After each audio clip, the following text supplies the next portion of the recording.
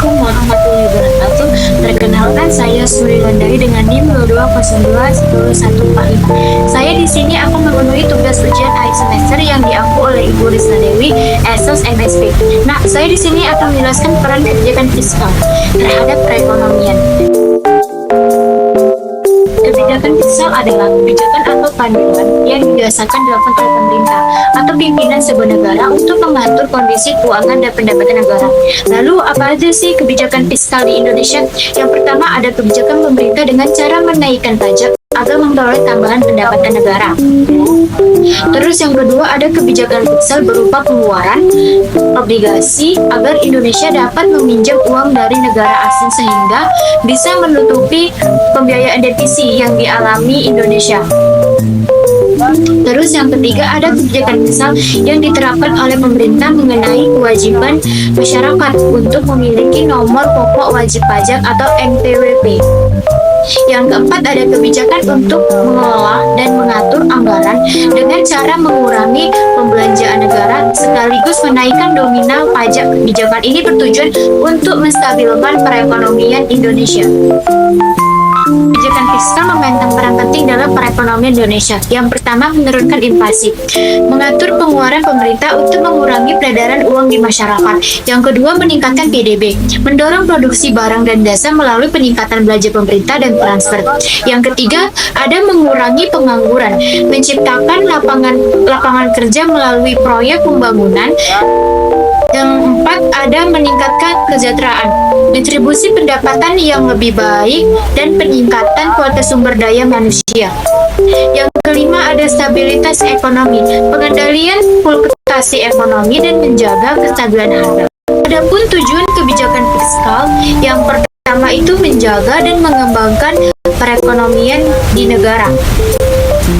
Yang kedua, penerapan kebijakan fiskal diharapkan mampu mempengaruhi seluruh sektor ekonomi negara sekaligus memperbaiki masalah di dalamnya. Permasalahannya mulai dari sektor perbankan hingga usaha mikro.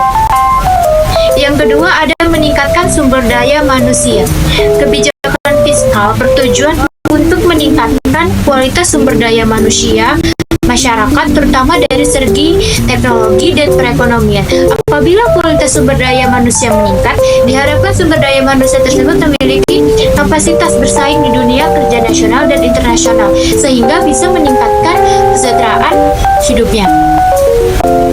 Yang ketiga, ada menjaga stabilitas harga barang.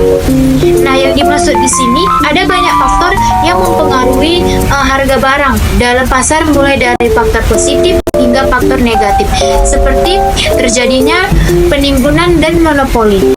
Salah satu tujuan kebijakan fiskal di Indonesia adalah menjaga harga barang agar tetap terjangkau bagi masyarakat serta terhindar dari fluktuasi yang disebabkan oleh pihak-pihak tidak bertanggung jawab. Yang keempat, mendorong investasi. Nah, yang terakhir ini adalah kebijakan fiskal bertujuan untuk menciptakan iklim investasi lebih baik bagi pelaku pasar modal, utamanya investor. Melalui kebijakan inilah negara bisa memperoleh lebih banyak pendapatan dari pajak usaha.